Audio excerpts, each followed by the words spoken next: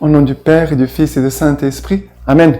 Grande joie d'être là avec vous en ce dimanche, 3e dimanche du temps de Carême. Nous sommes le 20 mars.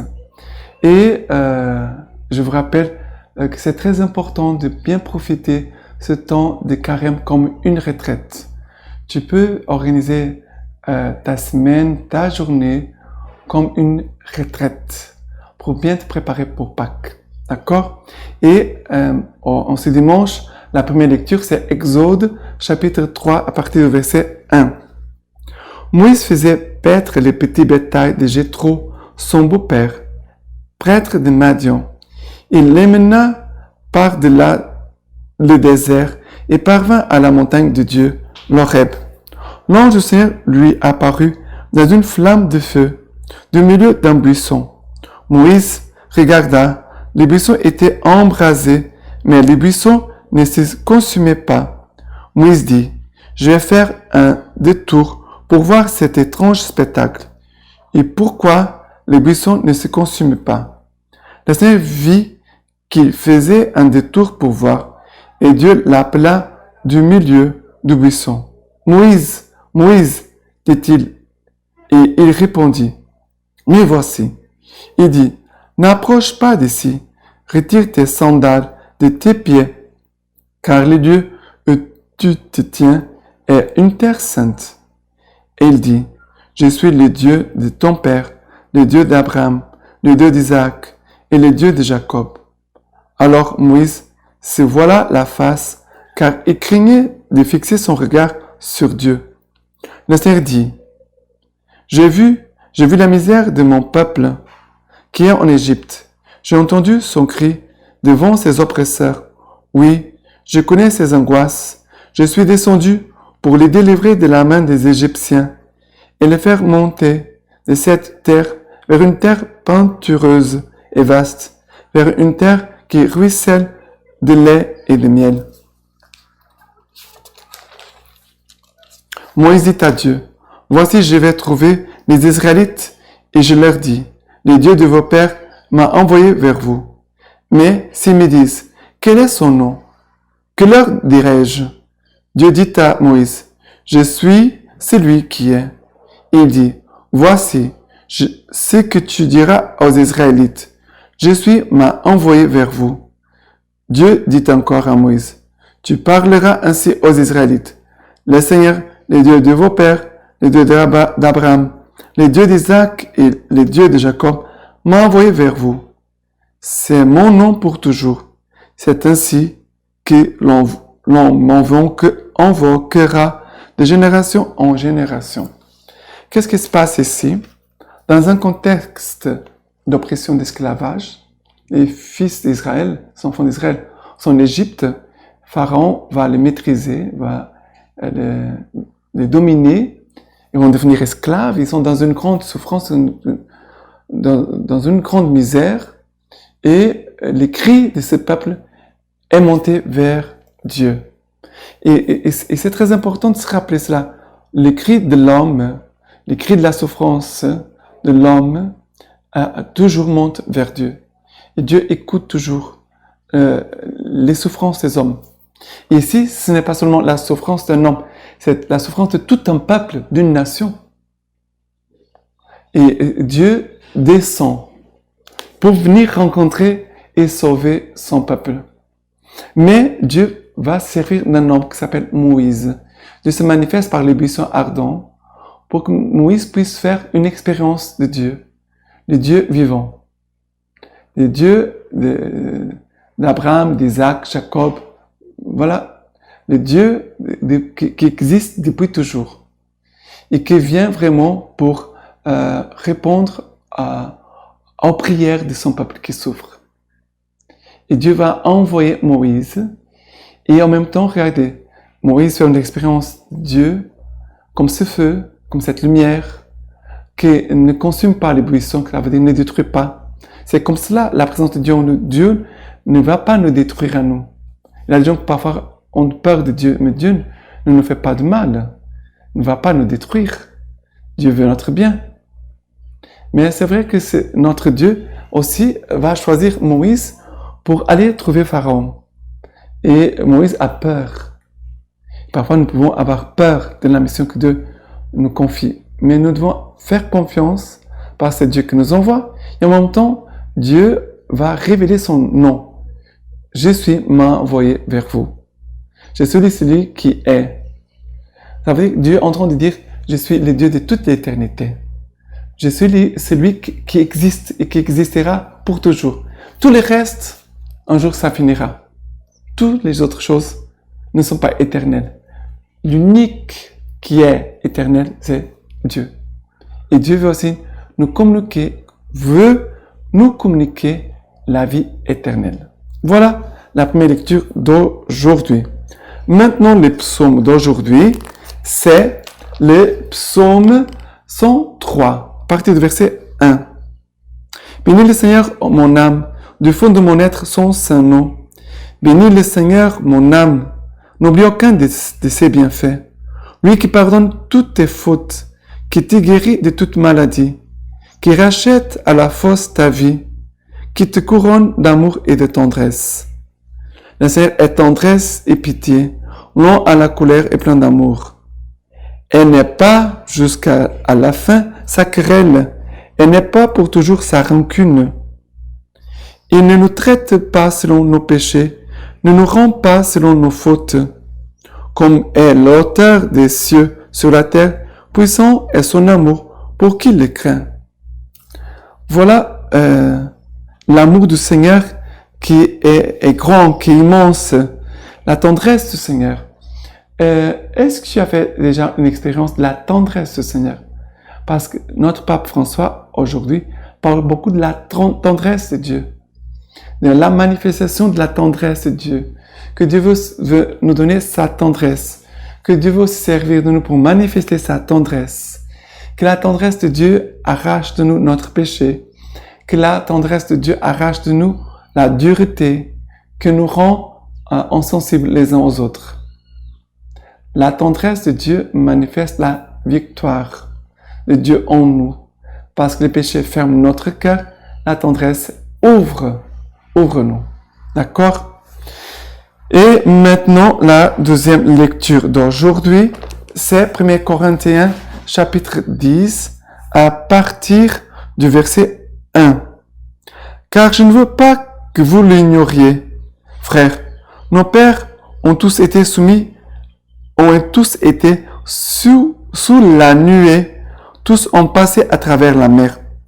Tous ont été baptisés en Moïse dans la nuée et dans la mer. Tous ont mangé les mêmes aliments spirituels et tous ont bu les mêmes breuvages spirituels. Ils buvaient en effet à un rocher spirituel qui les accompagnait. Et ces rochers, c'était le Christ. Cependant, ce n'est pas le plus grand nombre d'entre eux qui plût à Dieu, puisque leur corps joncèrent le désert. Ces faits se sont produits pour nous servir d'exemple, pour que nous n'ayons pas des convoitises mauvaises, comme ils l'ont eu eux-mêmes. Et ne murmurez pas comme le firent certains d'entre eux. Ils périrent par l'exterminateur. Cela leur arrivait pour servir d'exemple et a été écrit pour notre instruction à nous qui touchons à la fin des temps. Ainsi donc, que celui qui se flatte d'être debout prenne garde de tomber. Et c'est très très important que celui qui est debout, qu'il prenne grâce de tomber. C'est pour cela que Jésus va toujours dire, veillez et priez, pour rester debout, de ne pas trébucher, de ne pas tomber dans le péché. Parce que nous tous, nous sommes très faibles. Sans Paul, il va se glorifier de ses faiblesses. Mais Paul fait cela, il se glorifie de ses faiblesses, parce que ses faiblesses, même ses faiblesses, appartiennent au Christ. Ses faiblesses sont au service du Christ. Ses faiblesses sont au service de l'évangélisation. Ça veut dire que Paul est un homme libre.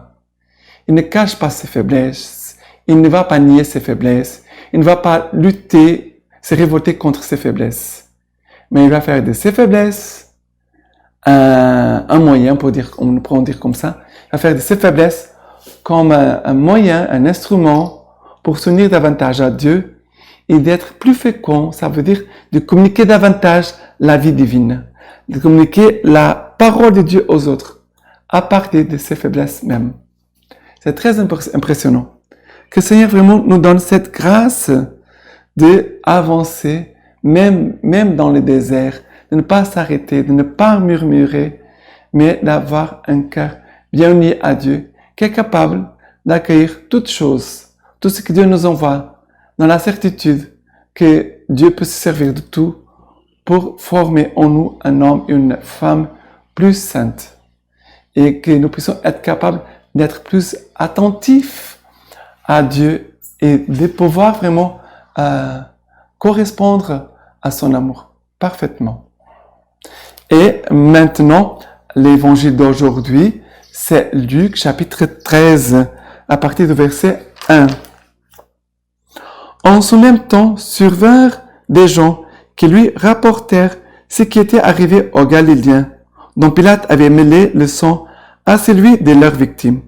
Prenant la parole, il leur dit, « Pensez-vous que, pour avoir subi pareil sort, ces Galiléens fussent de plus grands pécheurs que tous les autres Galiléens? Non, je vous le dis. Mais si vous ne vous repentez pas, vous périrez tous pareillement. Ou ces 18 personnes que la tour de Siloé a tuées dans sa chute, pensez-vous que leur dette fut plus grande que celle de tous les hommes qui habitent Jérusalem? Non, je ne vous le dis. Mais si vous ne voulez pas vous repentir, vous périrez tous de même. Il disait encore la parabole que voici. Un homme avait un figuier planté dans sa vigne. Il vint y chercher des fruits et n'en trouva pas. Il dit alors au vigneron, « Voilà 3 ans que je viens chercher des fruits sur ce figuier et je n'en trouve pas. Coupe-le. Pourquoi donc use-t-il la terre pour rien? » L'autre lui répondit, « Maître, laisse-le cette année encore, le temps que je creuse tout autour et que je mette du fumier. Peut-être donnera-t-il des fruits à l'avenir. Sinon, tu le couperas. » Et quand je vois cette parabole de figuier qui ne donne pas de fruits pendant 3 ans, je pense à beaucoup de personnes. Donc, parfois, les gens sont découragés. Parce qu'un figuier qui ne porte pas de fruits, la personne va se décourager. Mais Dieu, qui a toujours l'espérance envers tous, Jésus regarde ces figuiers avec espérance. Il va dire, non, on va pas les couper maintenant. On va faire miséricorde à ces figuiers. Pendant 1 an, je veux creuser, je veux mettre du fumier, je vais arroser. Et peut-être, il va porter du fruit.